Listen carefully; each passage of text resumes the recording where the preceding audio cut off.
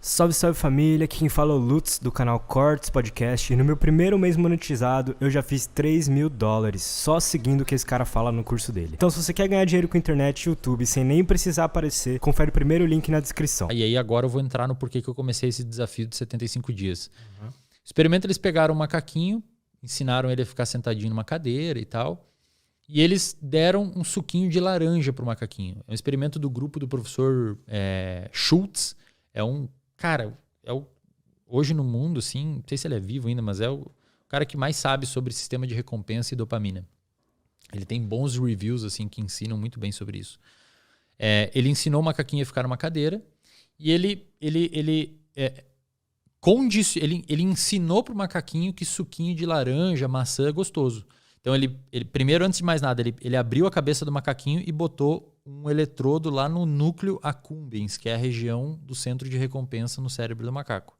E esse eletrodo consegue identificar a atividade neuronal dessa região. Então, quando essa região aumenta a atividade, o eletrodo consegue detectar, significa que o animal está sentindo prazer. Ou que tem aumento de dopamina. Tá? O que ele viu? Ele pegou o macaquinho, deu um suquinho de laranja, um suquinho de maçã, ele viu que explodiu a quantidade de dopamina no cérebro do animal. O animal sentiu prazer. A dopamina também é sobre prazer, mas mais sobre motivação, porque você consegue sentir prazer sem dopamina. Aí ele ensinou o macaquinho que sempre que acender uma luzinha no teto, ele vai receber o suquinho. E ficou registrando na cabeça do macaco quando que aumentava a dopamina na cabeça do macaquinho. Então, o que ele viu? Ele viu que quando o macaquinho enxergava que acendeu a luzinha no teto, a dopamina aumentava muito no cérebro dele.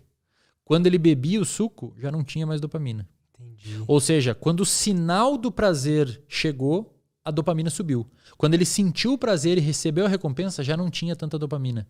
É tipo o iFood. É tipo o iFood, é tipo aquela pessoa que tá assistindo um filme e vê alguém fumando no filme. Cara, quando você vê o gatilho, a sua dopamina explode. E a dopamina faz você pegar o cigarro e fumar. Quando você fuma o cigarro, talvez nem tenha tanta dopamina.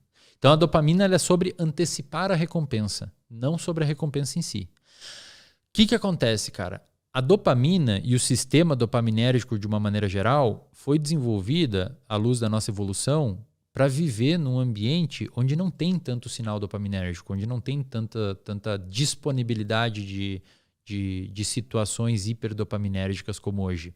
Que fica te estimulando o tempo inteiro. Exato. Então a dopamina, quando você abre um livro de neurociência clássico, você vai ver que o que eles usam para explicar a motivação? Comportamento de beber água, comportamento de comer, de se alimentar e sexo. Por quê? Porque a dopamina funcionou para isso durante a nossa evolução. A gente acordava de manhã nas cavernas lá e tinha que ficar motivado e preocupado com o que ia comer, se tinha água para beber ou se ia cuidar da prole, etc. Faz sentido. Hoje, a gente não precisa se preocupar mais com isso. Inclusive, tem alguns pesquisadores que argumentam que a sociedade hoje ela é tão deprimida e tão ansiosa justamente por isso.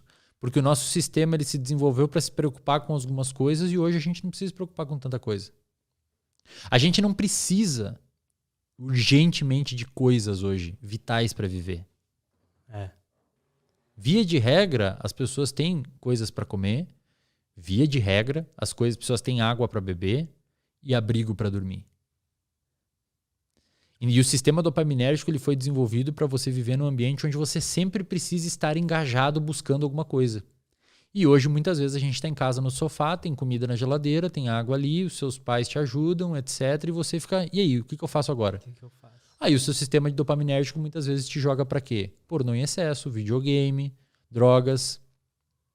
Por quê? Porque essas coisas, elas jogam muito dopamina pra jogam você, muita né? dopamina. São comportamentos hiperdopaminérgicos. Muito. Os jogos de videogame, por exemplo, são desenvolvidos para liberar muita dopamina. O sexo, a pornografia, naturalmente libera muita dopamina. Aí o que eu comecei a estudar, cara? Eu comecei a perceber que, na realidade, quando a gente fala, por exemplo, de um comportamento adicto, de uma pessoa viciada, uma pessoa dependente química, ela é uma pessoa, se você pegar um estudo de ressonância magnética funcional ou PET scan e olhar o cérebro de um usuário de cocaína enquanto você injeta cocaína nele, você vai ver que a ligação da dopamina com o receptor de dopamina é mais baixa que o cérebro de uma pessoa saudável. Ou seja, ocorre um downregulation. O que é downregulation? De tanto você bombardear o sistema com dopamina, devido ao uso da droga, ocorre uma adaptação para baixo do seu sistema. Então o seu basal de dopamina fica mais baixo. Entendi. É por isso que você sempre precisa ficar buscando aquilo. Por quê? Porque o seu basal está cada vez mais baixo e você tenta desesperadamente aumentar a sua dopamina com a droga, só que ele cai ainda mais. O nosso corpo ele se regula muito assim. Se você come muito açúcar, o seu pâncreas vai liberar muita insulina. E conforme você vai liberando bombas e bombas de insulina, a sua célula começa a criar uma situação chamada de resistência à ação da insulina. E a resistência à ação da insulina é mais ou menos por isso. O receptor de insulina sai da célula e você começa a não ter a ligação de insulina e não ter a entrada de glicose na célula. Eventualmente você desenvolve diabetes. A droga no cérebro faz mais ou menos a mesma coisa, Lutz. Ou qualquer outra coisa que, Aí que tá. Transforma a pessoa em uma viciada. Isso que é louco. O que acontece? Obviamente, eu tenho que fazer essas ressalvas pra galera não me xingar depois, mas obviamente você usar cocaína é diferente de você comer um bolo, comer chocolate.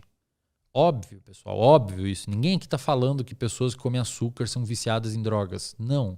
Mas o açúcar, a gordura, a pornografia, comportamentos de uma maneira geral são, sim, liberadores de dopamina. Não num pico tão grande quanto uma droga, por exemplo, uma anfetamina, uma cocaína, alguma coisa nesse sentido. Mas ainda assim,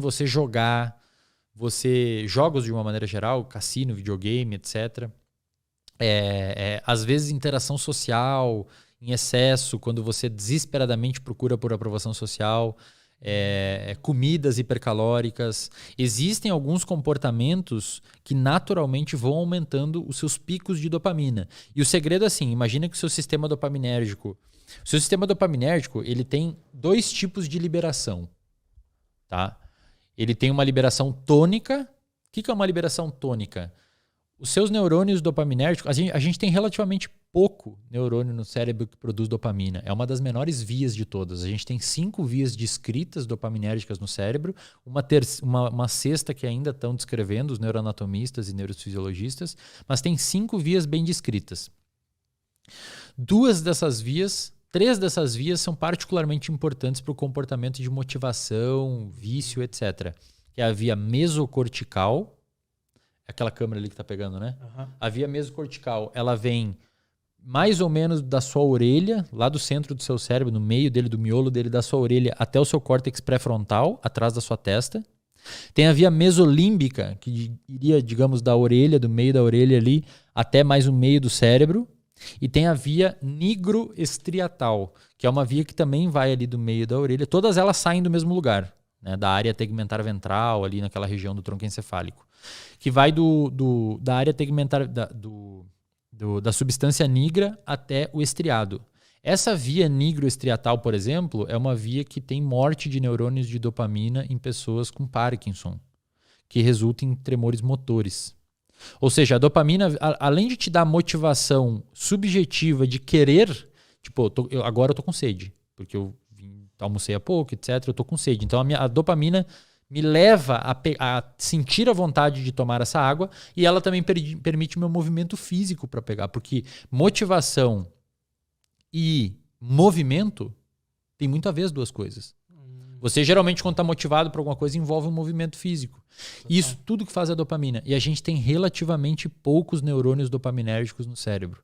As outras vias são muito maiores. E ainda assim, olha o tanto que ela faz, cara. O poder que tem. É muito foda.